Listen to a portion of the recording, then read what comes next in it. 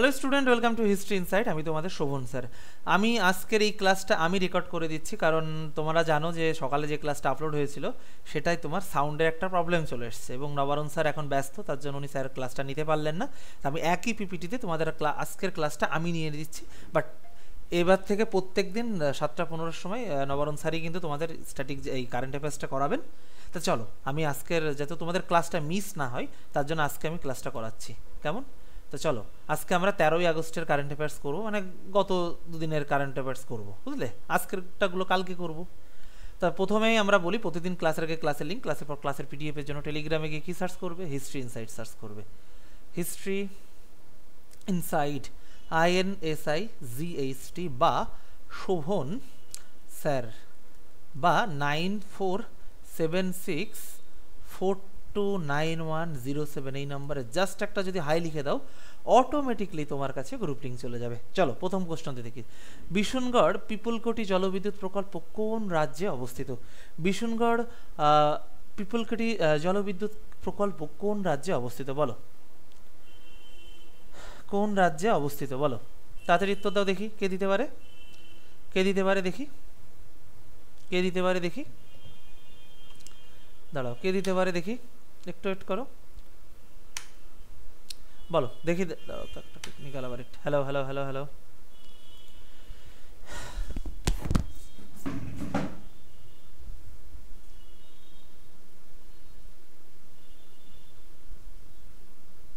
দাঁড়াও উত্তর দাও, আসছে, আমাদের একটা প্রবলেম হয়ে গেছে, দাঁড়াও।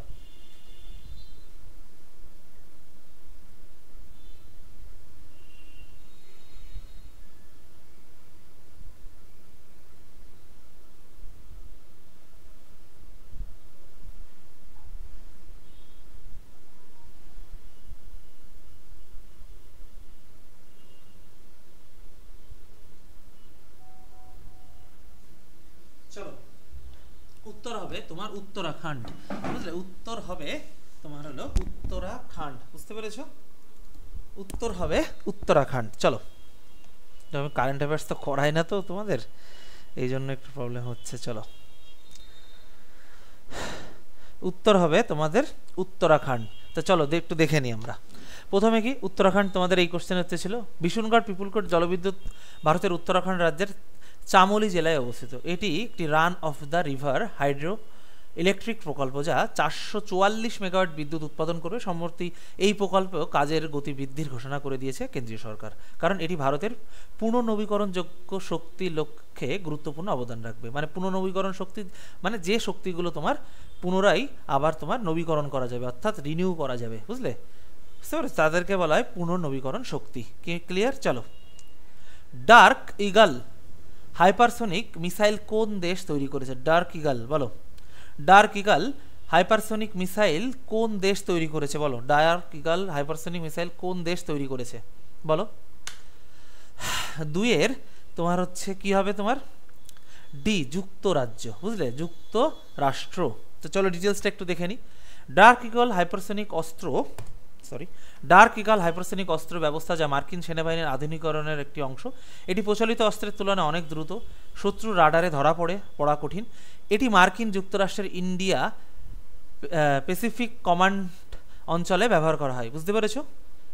ইন্ডো প্যাসিফিক অঞ্চলে ব্যবহার করা হয়েছে, এবং যা ভূ রাজনৈতিক দিক থেকে একটা অত্যন্ত গুরুত্বপূর্ণ। চলো, বিশ্ব আদিবাসী দিবস কবে? বিশ্ব আদিবাসী দিবস কবে পালিত হয় বলো?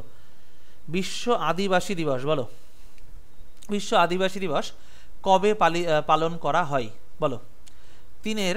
আর প্রতিদিন বলি, আজকে টেকনিক্যাল ইস্যু, তোমরা জানো সকাল 7টার সময় এই ক্লাসটায় আপলোড হয়েছিল, নবারুণ স্যার করিয়েছিলেন, কিন্তু সেই ক্লাসটায় সাউন্ড নেইনি। তার জন্য আমি আবার এই ক্লাসটা আমি নিজে রেকর্ড করছি, কারণ স্যার এখন ব্যস্ত, যাতে তোমাদের ক্লাস মিস না হয় তার জন্য আমি ক্লাসটা তোমাদেরকে করিয়ে দিচ্ছি, বুঝলে? আমি করিয়ে দিচ্ছি। তা কিন্তু প্রতিদিন 7:15 যারা নতুন দেখছো, প্রতিদিন 7:15 চলে আসবে আমাদের হিস্ট্রি ইনসাইটে, এবং চ্যানেলটা অবশ্যই সাবস্ক্রাইব করে রেখে দেবে। এবং আরেকটা কাজ কি করবে, যারা নতুন দেখছে আমি বলবো প্লেলিস্ট ধরে ক্লাসগুলো করে নাও, কারণ সামনে কিন্তু প্রচুর পরীক্ষা আছে, এবং কারেন্ট অ্যাফেয়ার্স কিন্তু যথেষ্ট গুরুত্বপূর্ণ একটা ভূমিকা পালন করে। উত্তর হবে তোমার 9ই আগস্ট, কেমন? চলো, বিশ্ব আদিবাসী দিবস কবে পালন করা? এটা 9ই আগস্ট। প্রতি বছর 9 আগস্ট বিশ্বজুড়ে জাতিসংঘ কর্তৃক আন্তর্জাতিক আদিবাসী জনগণের দিবস পালন করা হয়। 1994 সাল থেকে এটি উদযাপন করা হয়। এর উদ্দেশ্য আদিবাসীদের সংস্কৃতির অধিকার এবং ভূমি অধিকারের রক্ষা ও সচেতনতা বৃদ্ধি। বুঝলে?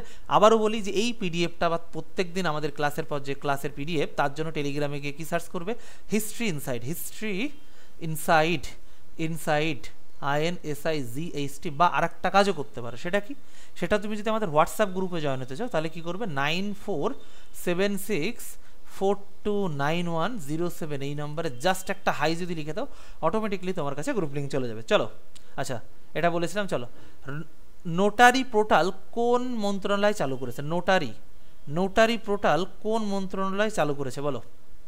আইন ও বিচার মন্ত্রণালয়, অর্থ মন্ত্রণালয়, তথ্য প্রযুক্তি মন্ত্রণালয়, স্বরাষ্ট্র মন্ত্রণালয়। বলো, নোটারি পোর্টাল কোন মন্ত্রণালয় চালু করেছে বলো? তবে আইন ও বিচার মন্ত্রণালয়। চলো, নোটারি এগুলো সব আইনের সাথেই রিলেটেড, বুঝলে? নোটারি করা আর কি, তোমরা জানো। তাই এটা মানে ভারতের আইন মন্ত্রণালয় সম্প্রতি একটি ডিজিটাল উদ্যোগ নিয়েছে, যেটা নোটারি তোমার হলো পোর্টাল। এর মাধ্যমে নোটারির যে কাজগুলো সেগুলো তুমি অনলাইনে করতে হবে, তোমাকে সরাসরি কোর্টে না গিয়ে করলেও হবে। যেমন নথি যাচাই, স্বাক্ষর প্রমাণ, এগুলো তুমি অনলাইনেও করতে পারবে। বুঝলে? স্বচ্ছতা বাড়বে এবং সময়ও বাঁচবে। চলো, এবার আসছে কি, গ্রেট ব্যারিয়ার রিফ কোথায় অবস্থিত? গ্রেট ব্যারিয়ার রিফ কোথায় অবস্থিত বলো? গ্রেট ব্যারিয়ার রিফ বলো। আবার বলছি, এই ক্লাসটা 7:15 হয়, নবারুণ স্যার করায়, কিন্তু আজকে ওনার একটু ব্যস্ত আছেন এবং তোমাদের যে সকালে ক্লাসটা আপলোড হয়েছিল সেটা সাউন্ডে একটা প্রবলেম চলে এসেছিলো, তার জন্য আমি এই ক্লাসটা এখন করিয়ে দিচ্ছি তোমাদেরকে। কেমন? চলো, উত্তর হবে ইন্দোনেশিয়া। তোমরা যদি আমাদের যে ফ্রি ব্যাচগুলো আছে সেগুলো এখান থেকে করতে পারবে। সকাল 7:15 কারেন্ট অ্যাফেয়ার্স, 11:15 আর্টসের জিকে এবং রাত 9:15 সায়েন্সের। বুঝতে পেরেছো? আর তোমরা যদি আমাদের পেইড ব্যাচগুলোতে অ্যাডমিশন নিতে চাও, খুব কম টাকায় পেয়ে যাবে। তার জন্য কিন্তু 9476429107 এই নম্বরে কন্ট্যাক্ট করতে পারো। চলো, গ্রেট ব্যারিয়ার রিফ যেটা বলছিলাম সেটা হলো অস্ট্রেলিয়া। গ্রেট ব্যারিয়ার রিফ বিশ্বের সব থেকে বড় প্রবাল প্রাচীর। প্রবাল এক প্রকার সামুদ্রিক জীব বলতে পারো, ওরা মরে একটা জমা হয়ে এক একটা, এই যে আমাদের যেটা লাক্ষাদ্বীপ, প্রবাল দ্বীপ কিন্তু, বুঝলে, তৈরি একটা ভূমিরূপে তৈরি করে। বুঝতে পেরেছো? তা এই যে গ্রেট ব্যারিয়ার রিফ, এটা মূলত হলো একটা প্রবাল প্রাচীর, বুঝলে, যা অস্ট্রেলিয়া কুইন্সল্যান্ডের উপকূলে অবস্থিত। এটি 2300 কিলোমিটার দীর্ঘ এবং এতে প্রায় 3000টি আলাদা প্রবাল রয়েছে। কত? মনে রাখবে, 3000টি। এবং সম্প্রতি পরিবেশগত ঝুঁকি বাড়ছে জলবায়ু পরিবর্তনের কারণে, এটা একটু মনে রাখবে। কেমন? চলো, আচ্ছা তোমাদের যে বলছিলাম প্রতিদিন ক্লাসের আগে ক্লাসের লিঙ্ক, ক্লাসের পিডিএফের জন্য টেলিগ্রামে গিয়ে সার্চ করবে হিস্ট্রি ইনসাইট বা শোভন স্যার। বুঝতে পেরেছো? বা শোভন স্যার এটা লিখে সার্চ করবে, যেখানে ক্লাসের আগে ক্লাসের লিঙ্ক, ক্লাসের পর ক্লাসের পিডিএফ পেয়ে যাবে। বা আর একটা কাজও করতে পারো, তুমি এই নম্বরে জাস্ট একটা হাই লিখে দেবে, অটোমেটিকলি তোমার কাছে গ্রুপ লিঙ্ক চলে যাবে। চলো, আচ্ছা, পৃথিবী ডিফেন্স ভেহিকল কি ধরনের প্রযুক্তি বলো? পৃথিবী ডিফেন্স ভেহিকল কি ধরনের বলো? পৃথিবী বলো কি হবে বলো? বলো বলো, তাড়াতাড়ি উত্তর দাও, দেখি কে আগে দিতে পারে, দেখি তাড়াতাড়ি। পৃথিবী বলো। 6 হলো তোমার হলো কি হবে তোমার? See, anti ballistic missile. বুঝলে? Anti ballistic missile. তা এটি ডিআরডিও তোমার, এটি এই মিসাইল ভারতের ডিআরডিও দ্বারা তৈরি এবং এটি একটি অ্যান্টি ব্যালিস্টিক মিসাইল এবং এটি আকাশপথে শত্রুর ব্যালিস্টিক মিসাইল ধ্বংস করতে সক্ষম। কেমন? এটা মনে রাখবে, বিশেষ করে রেলের পরীক্ষা যারা দিচ্ছ, এইসব ডিআরডিও রিলেটেড বা ডিফেন্সের পরীক্ষা যারা দিচ্ছ তাদের কিন্তু আসে। বুঝলে? চলো, সম্প্রতি কোন শহরে AIIMS, all India institute of medical science চালু হয়েছে বলো? বলো কোন শহরে বলো? সম্প্রতি কোন শহরে এইমস চালু হয়েছে বলো? উত্তর হবে গৌহাটি। বুঝতে পেরেছো? আসামের গৌহাটিতে। বুঝতে পেরেছো? সম্প্রতি কোন শহরে AIIMS, all India institute of medical science চালু হয়েছে বলো? মধুবনী, গোরখপুর, গৌহাটি, রায়পুর। বলো 7। সম্প্রতি কোন শহরে AIIMS, all India institute of medical science চালু হয়েছে বলো? 7। 7-এর কি হবে বলো? 7-এর সি, গৌহাটিতে। তা এইমস 2025 সালে আগস্টে উদ্বোধন হয়েছে এবং এটি উত্তর পূর্ব ভারতের স্বাস্থ্য ব্যবস্থার বিশাল পরিবর্তন আনবে মনে করা হচ্ছে। বুঝলে? এইমসের মতো একটা হসপিটাল বুঝতেই পারছো আমাদের কল্যাণীতে আছে, কতটা উন্নত। চলো, সম্প্রতি আরবিআইয়ের নতুন গভর্নর কে হয়েছেন? এইটা কিন্তু যে কোনো পরীক্ষার জন্য যতগুলো পারো ভেরি মারো। বুঝলে? যতগুলো পারো ভেরি মারো, প্রচুর ইম্পর্টেন্ট।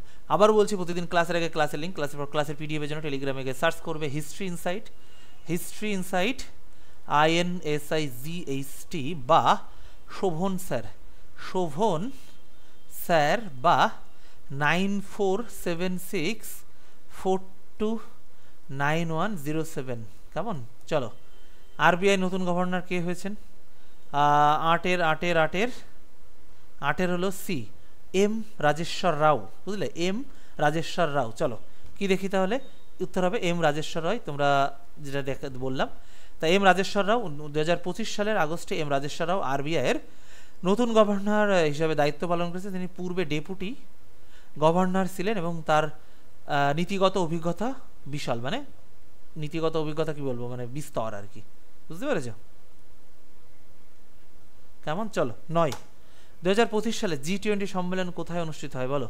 2025 সালে G20 সম্মেলন কোথায় অনুষ্ঠিত হয় বলো? 2025 সালে G20 সম্মেলন কোথায় অনুষ্ঠিত হয়েছিল বলো? বলো বলো দেখি, কে উত্তর দিতে পারে দেখি। 2025 সালে G20 সম্মেলন কোথায়? সেটা হলো বি, ব্রাজিলে, বুঝলে, সেটা হলো ব্রাজিলে, বুঝতে পেরেছো? চলো 2025 সালে G20 সম্মেলন 2025-এ ব্রাজিল, তোমাদের যেটা উত্তর ছিল, ব্রাজিলের রিও ডি জেনেরিওতে, বুঝতে পেরেছো? জায়গাটার নাম কি তোমার? 2025-এর G20 কোথায় তোমার সামিট? ব্রাজিলের রিও ডি জেনেরিওতে, বুঝতে পেরেছো, অনুষ্ঠিত হয় এবং সেখানে জলবায়ু, প্রযুক্তি, অর্থনৈতিক সহনশীলতা আলোচ্য বিষয়ের মধ্যে থাকবে। চলো, ইন্দ্রা মহড়াটি কোন দুটি শহরের মধ্যে হয় বলো? ইন্দ্রা মহড়াটি কোন দুটি শহরের মধ্যে হয় বলো? উত্তর হবে কি? ভারত চীন, Bharat Japan, Bharat Russia, Bharat America. বলো, আমেরিকার সাথে এখন আমাদের খুবই মধুর সম্পর্ক চলছে। চলো, উত্তর হবে ভারত রাশিয়া, বুঝলে। রাশিয়া কিন্তু আমাদের, সত্যি বলছি, মানে ভালো, মানে প্রকৃত বন্ধু। যখন 1971 সালেও ওই যে বাংলাদেশের মুক্তিযুদ্ধে আমাদের ভারত হেল্প করেছিল, বা পাক ভারত যখন যুদ্ধ হয়, তখনও কিন্তু ওই আমেরিকা পাকিস্তানের পক্ষে ছিল, আর রাশিয়া কিন্তু তখনও ভারতের পাশেই দাঁড়িয়েছিল। তা আমাদের অকৃত্রিম বন্ধু হলো রাশিয়া। চলো, ইন্দিরা মহড়া, সেটা হলো তোমার রাশিয়াতে বললাম। তাই ইন্দিরা মহড়া হলো ভারত রাশিয়ার যৌথ সেনা অনুশীলন। এটি প্রতি বছর পালিত হয় এবং এতে দুই দেশেরই সেনা বাহিনীর মধ্যে সমন্বয় বাড়ে, বুঝলে, মানে একটা ঐক্যবদ্ধ যে লড়াই, সেটা কিন্তু তোমার বাড়ে, বুঝতে পেরেছো? চলো, এই ছিল তোমাদের আজকে। তোমাদের এবার দুটো হোমওয়ার্ক আমি দিচ্ছি। সেটা হলো ডার্ক ইগল হাইপারসনিক মিসাইল কোন দেশে তৈরি, সেটা তোমরা কমেন্টে লিখবে। আর একটা হলো আরবিআই নতুন গভর্নর কে হয়েছে বলো, সেটা হলো কমেন্টে লিখবে। যা পড়েছো তার মধ্যে থেকে আসছে আশা করি। আর তোমাদের বলি, চ্যানেলটা সাবস্ক্রাইব করে রেখে দাও।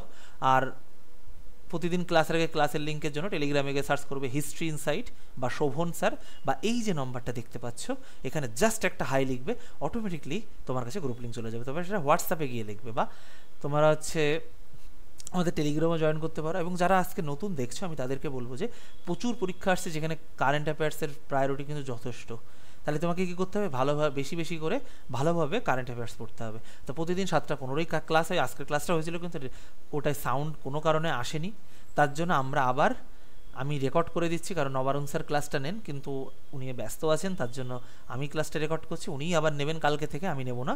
বাট তোমরা প্রতিদিন 7টা 15ই চলে আসবে। তাহলে চলো, চ্যানেলটা সাবস্ক্রাইব করে দাও। আর ক্লাসটা কেমন লাগলো অবশ্যই জানাবে। এবং তোমাদের যে হোমওয়ার্কটা দিলাম আমি, সেই হোমওয়ার্কটাও কিন্তু তোমরা, এই যে হোমওয়ার্ক, হ্যাঁ, এই দুটো হোমওয়ার্ক কিন্তু তোমরা কমেন্টে লিখবে। কেমন? এই দুটো হোমওয়ার্ক কিন্তু তোমরা অবশ্যই কমেন্টে লিখবে। তাহলে চলো, আজকের ক্লাসে অবধি, আবার দেখা হচ্ছে।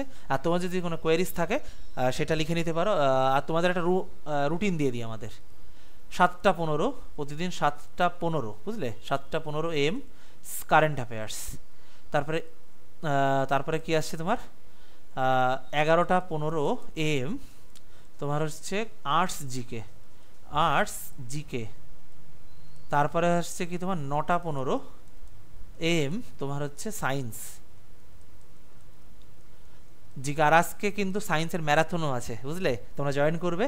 কেমন? চলো, আমি পুরো রুটিন তোমাদের লিখে দিলাম, এই রুটিন অনুযায়ী তোমরা চলে আসবে। কেমন? চলো, টাটা।